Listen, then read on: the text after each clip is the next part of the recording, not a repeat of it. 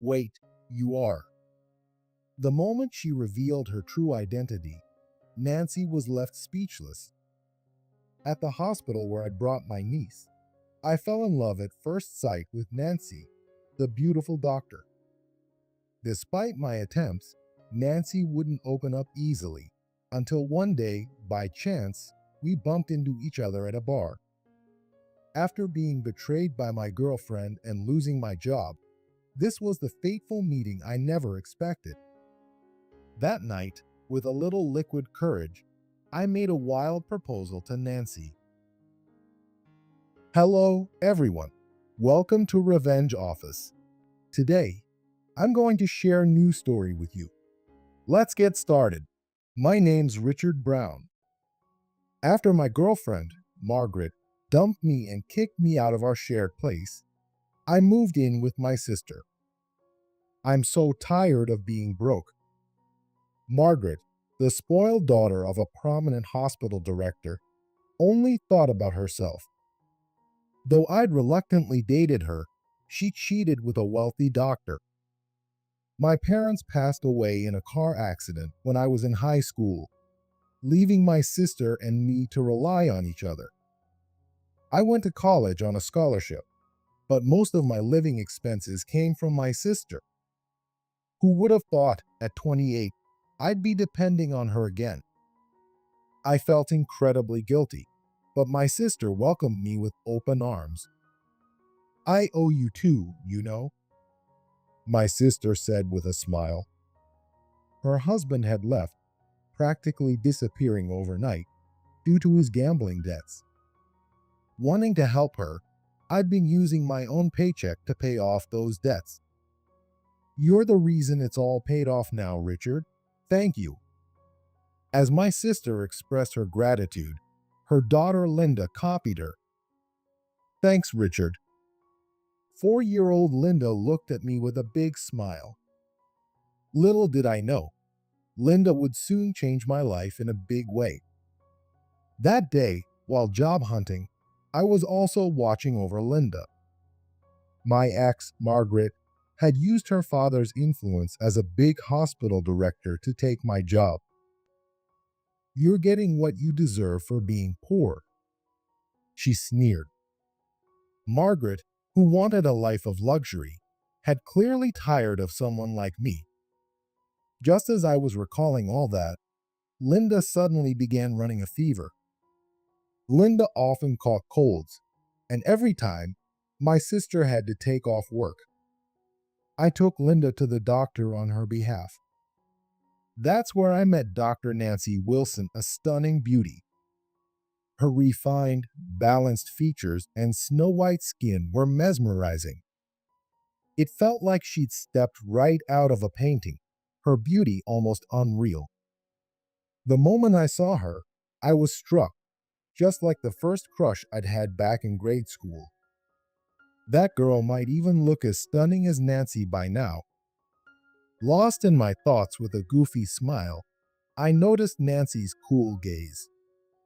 Please have a seat, she said calmly. Though her tone was composed, she beamed when Linda greeted her. Hi, Dr. Nancy. Linda, hello there. That was a great greeting, such a smart girl. And who's this?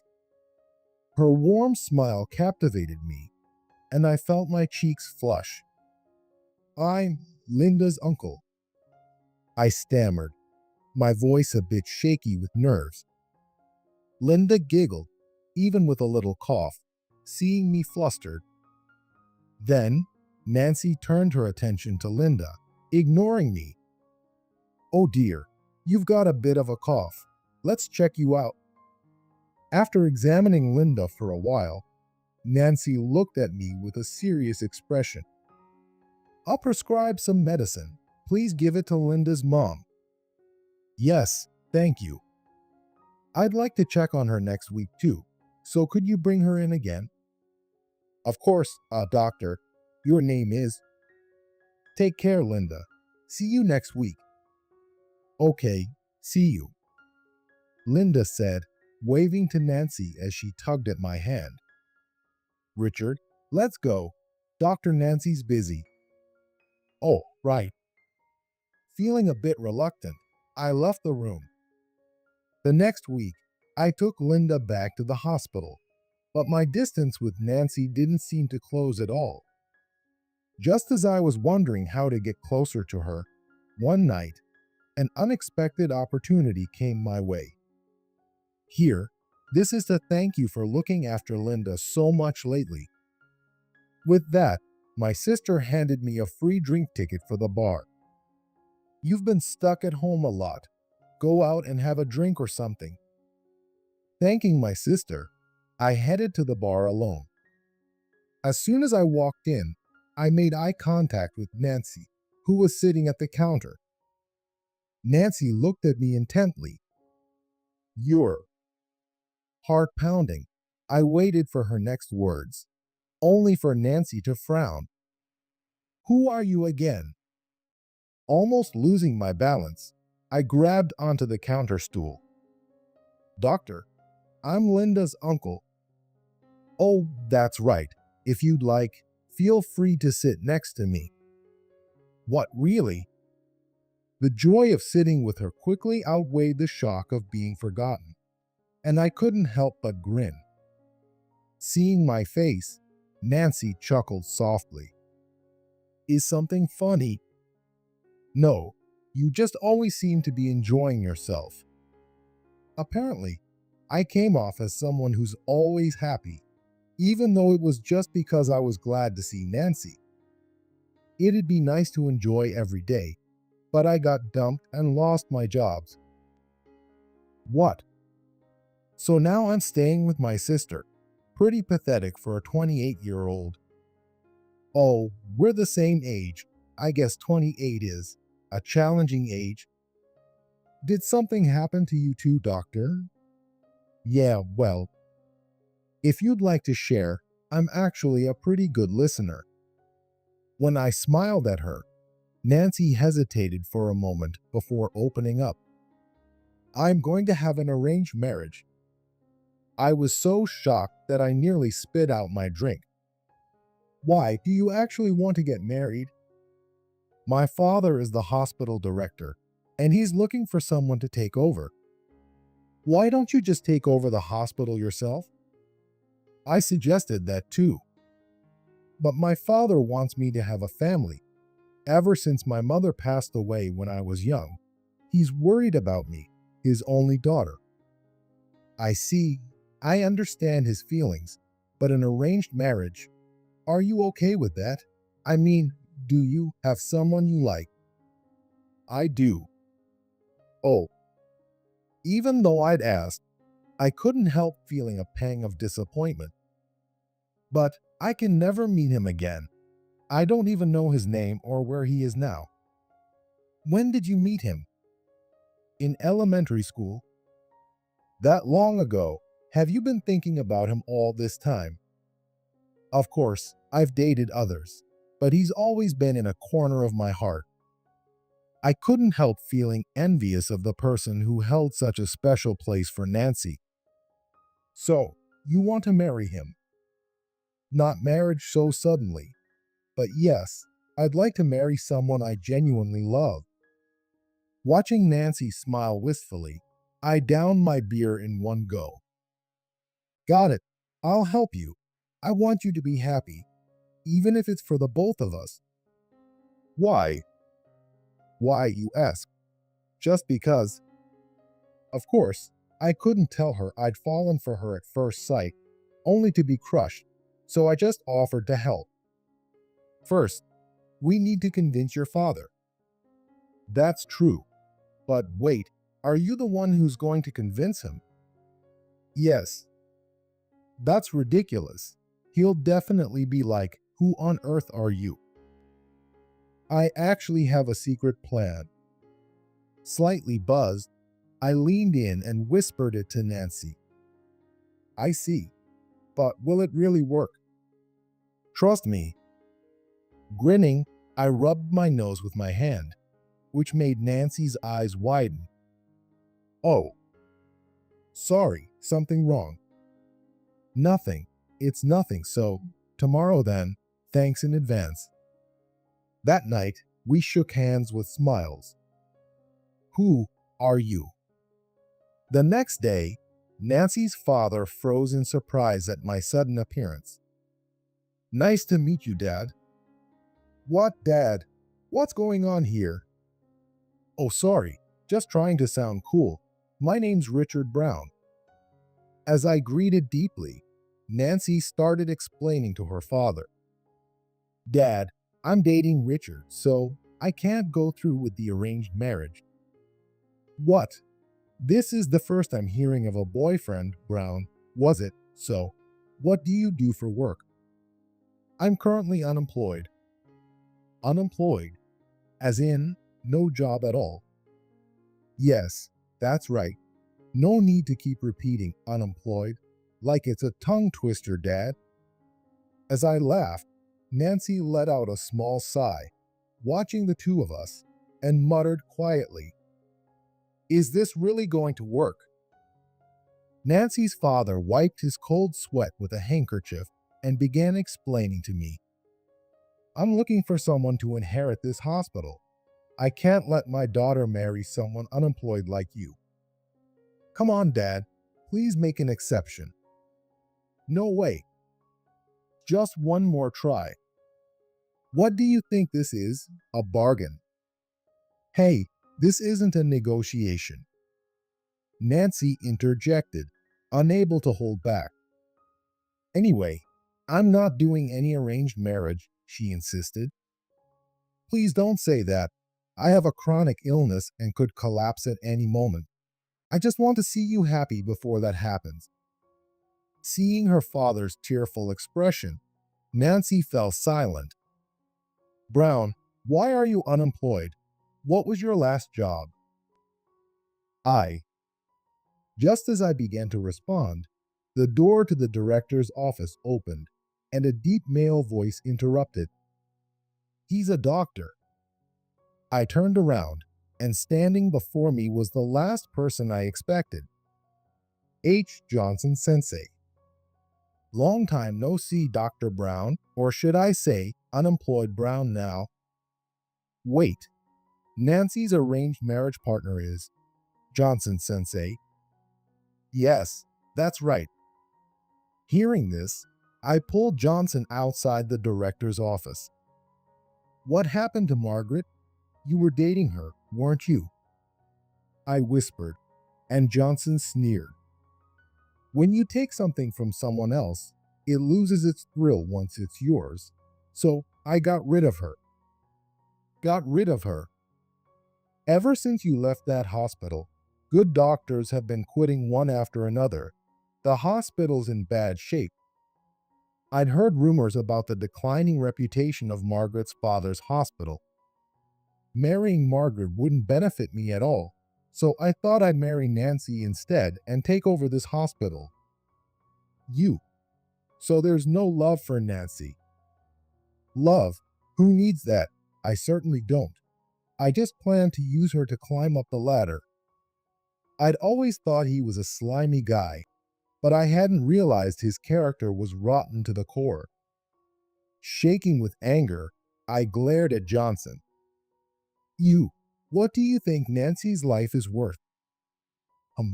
Just a tool to raise my own status, I suppose. I don't think anything of it. I won't let someone like you marry Nancy. She'd be better off with me than a broke, jobless doctor. Don't get in my way, all right? With that, Johnson opened the door to the director's office and smiled at Nancy and her father. Sorry to keep you waiting. Now that we've met, let's skip the formalities and go straight to the wedding, shall we? He gently took Nancy's hand. I'll make sure she never has to struggle. I'll take good care of her. No, keep quiet, bystander. You, who lost your job and got dumped, think you can make someone happy?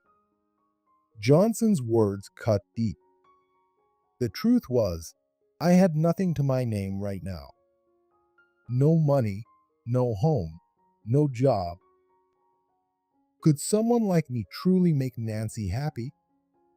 With that thought, I couldn't bring myself to argue back to Johnson. Just then, something happened to Nancy's father. Nancy rushed over to him. Dad, Dad. Through her tears, Nancy looked at us. My father has a heart condition, but the specialist is currently in surgery. Seeing Nancy panic, Johnson was clearly rattled. I can't perform heart surgery. I'm just a pediatrician. Johnson didn't even try to look at Nancy's father, who was struggling in pain.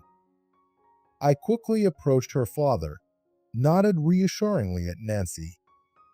It's okay, I'm here. Then, gently rubbing her father's back, I spoke calmly. Dad, breathe slowly, okay?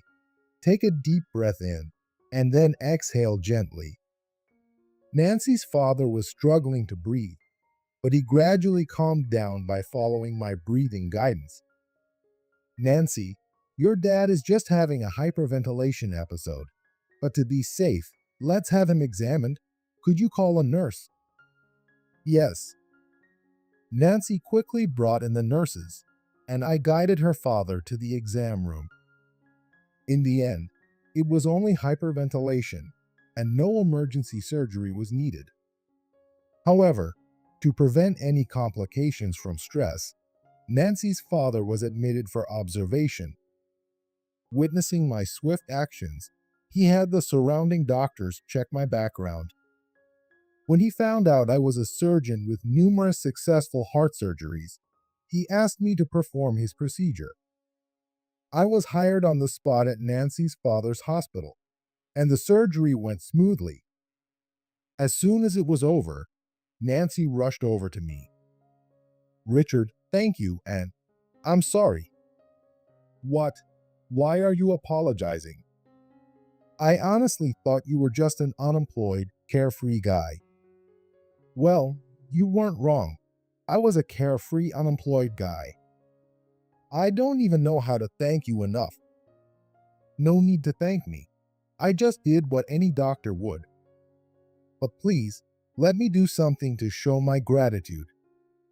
If you insist that much, maybe I'll really ask you to be my girlfriend. Just kidding.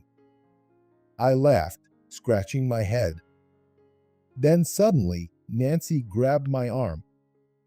Wait, you. What? This scar, how did you get it? Back in elementary school, I helped a girl who was stuck in a tree, and a branch jabbed into my arm. Scars like this don't heal easily. I raised my right arm, revealing the scar on the back of my upper arm from that day. Seeing it, Nancy's eyes filled with tears. Richard, so it was you. You're the one who saved me back then.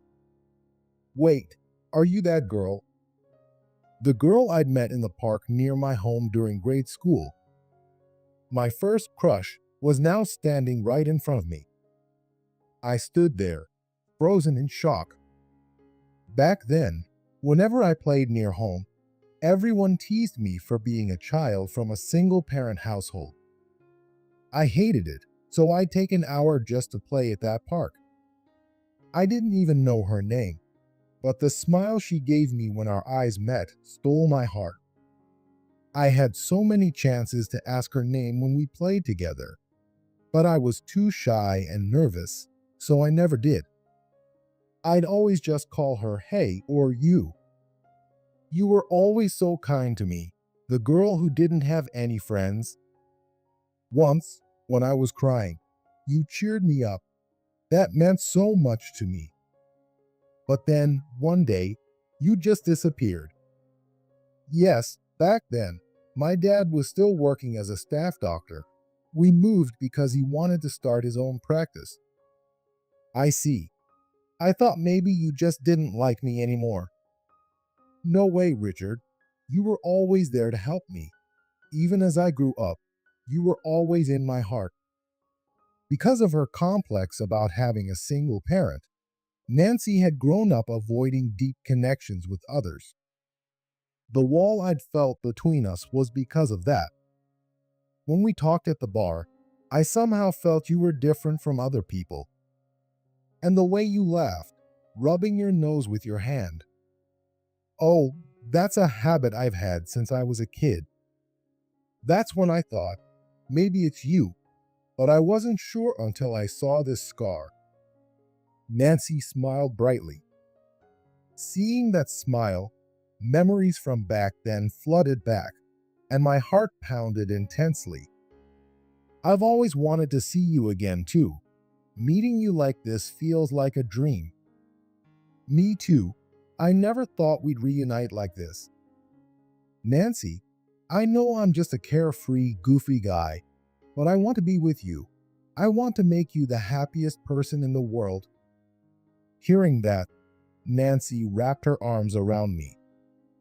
Of course, oh, I've dreamed of this day forever. I'm already so happy. Watching Nancy laugh with her face all scrunched up in joy, I couldn't help but hold her tightly.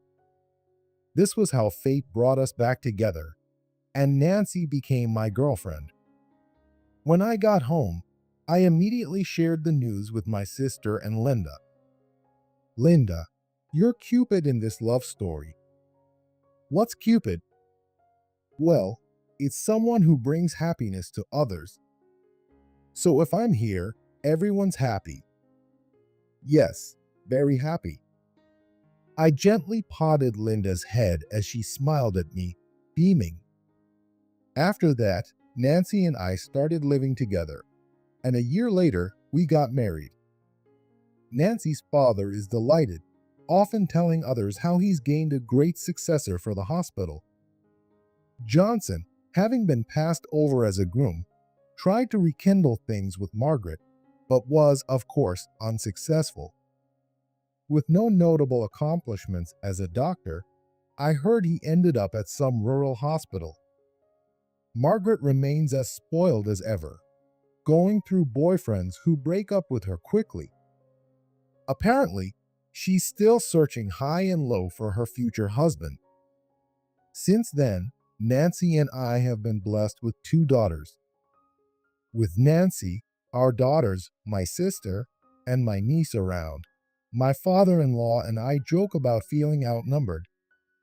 But we're always grinning, surrounded by the women in our lives. My father-in-law and I get along well, even going fishing together sometimes. We bring home our catch, clean it, and enjoy it with everyone around the table. Feeling a deep sense of happiness, I can say our home is always filled with smiles.